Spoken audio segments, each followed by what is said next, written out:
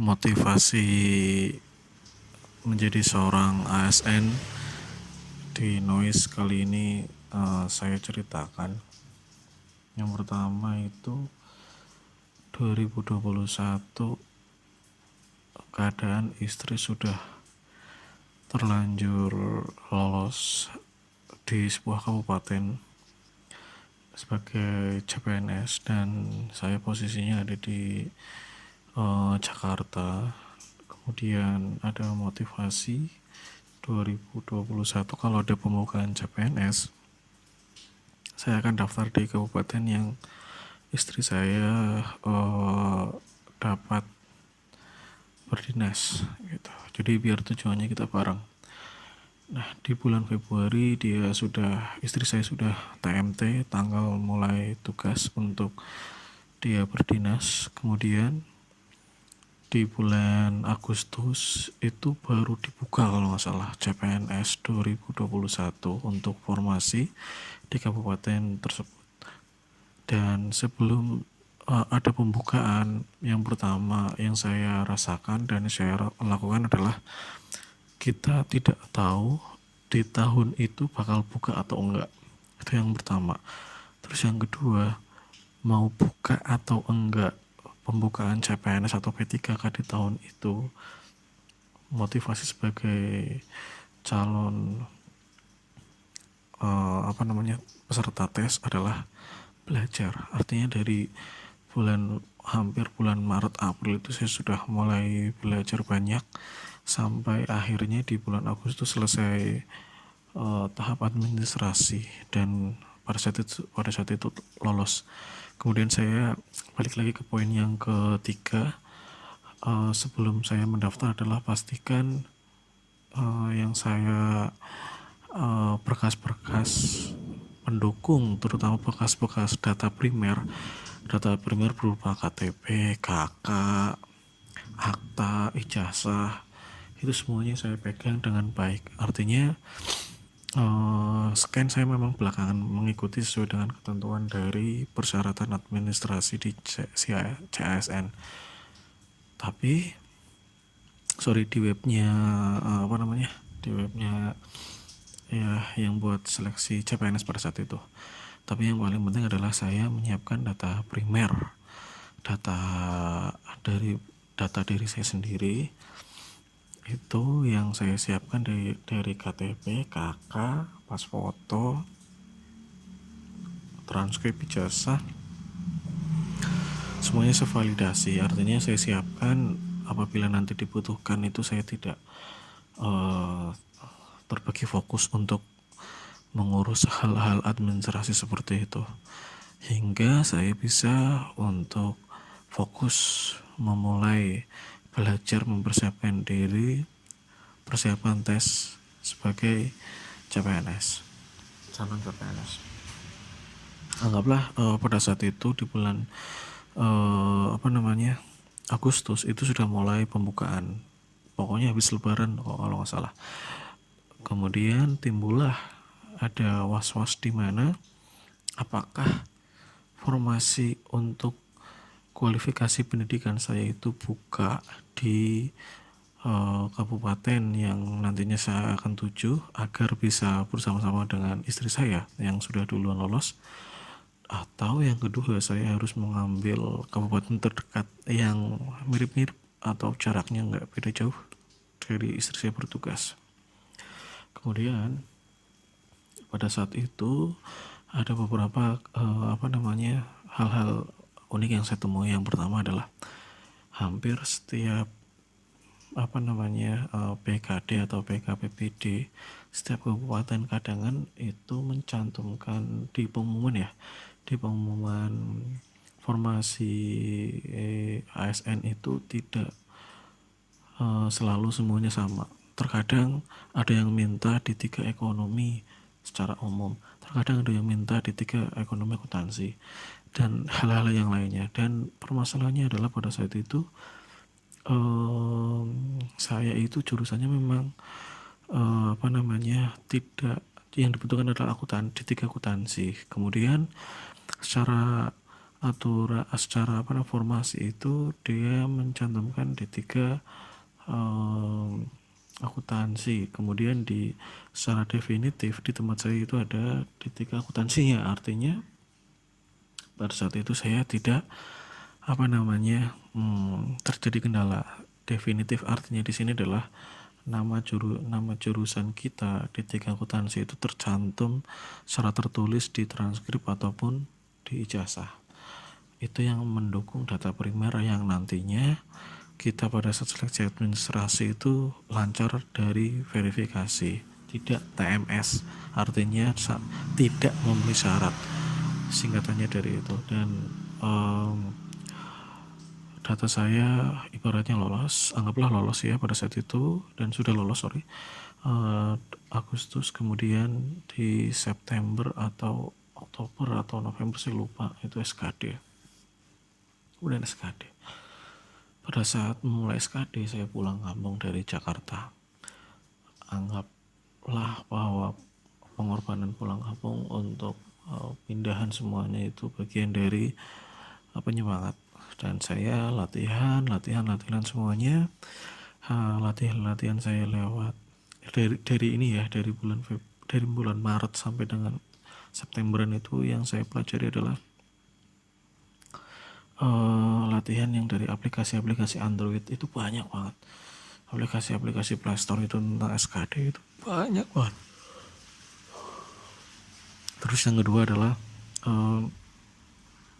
tidak pernah berpuas diri dengan hasil tryout yang kita kerjakan, dan kita tidak boleh berpuas diri dengan hasil tryout, dan kita tidak boleh pesimis dengan hasil tryout juga. Artinya tidak perlu ada tekanan, yang penting kita jangan berhenti untuk berlatih tryout dan kita tahu poin-poin yang mana dari kesalahan kita saat mengerjakan dan materi mana yang kita belum menguasai. Oke, singkat cerita, saat itu seingat saya hal yang paling membantu adalah BKN itu punya simulasi CAT. Boleh di searching di Google secara itu official, resmi. Jadi nanti ada simulasi CAT dan itu berwaktu, dan saya rasakan berdasarkan pengalaman simulasi dengan CAT kemarin real itu untuk SKD-nya itu tidak jauh berbeda, hampir mirip yang saya rasakan. Mungkin individu lain ataupun orang lain punya pengalaman yang berbeda itu. Terus kemudian setelah SKD saya melihat hasilnya, dan pada saat itu relatif sedikit untuk persaingan, hanya 9 dari satu formasi yang dibutuhkan. Kemudian jika lolos saya berlanjut ke SKB. Hasil SKB secara real time dari live score dari YouTube dan hasil pengumuman resmi web itu saya masih bertahan di peringkat 1, dan itu saya mendapatkan skor SKD 404. Itu seperti kode error yang di Google Chrome ya, not found, 404, dan lawan saya adalah 403. Artinya selisih ini tidak ada gunanya, tidak ada sampai 1 soal pun nilainya, karena setiap nilai soal itu 5 poin dan selisihnya saya cuma 1 poin. Artinya saya punya selisih di bagian tes ada TWK, terus TKD, sama satunya yang sosial kultur lah, yang psikologis itulah, saya lupa. Nanti kita bahas di tahap selanjutnya, di noise podcast selanjutnya. Anggaplah pada saat itu lawan saya itu nilainya 403, dan lawan yang ketiga yang nantinya diambil 3 orang untuk SKD itu adalah untuk SKB itu adalah 3 orang, dan peringkat ketiga itu nilainya 370-an. Selisihnya hampir 35-an. Dan saya beranggapan ini adalah selisih yang tidak beda jauh. Selisih 35 kalau dibagi 5 itu 7 soal, sangat sedikit. Dan nantinya SKD itu kan hanya 40 atau 20%, saya lupa. Sorry, intinya prosentasenya sedikit. Dan itu tidak pernah jadi patokan diri saya, adalah tidak pernah menjadi patokan bahwa saya sudah di atas angin dan saya sudah unggul. Itu tidak boleh.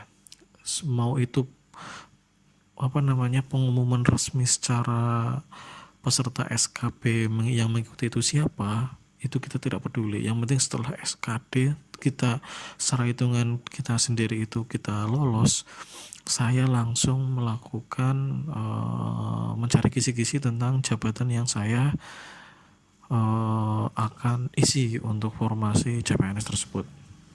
Kemudian saya searching, dapatlah formasi saya adalah pengelola keuangan yang saya ambil, dan saya searching segala macam. Saya dapat aturan, dapat undang-undang, kumpulkan semuanya, dan tipe saya adalah menguasai materi secara gambaran secara umum.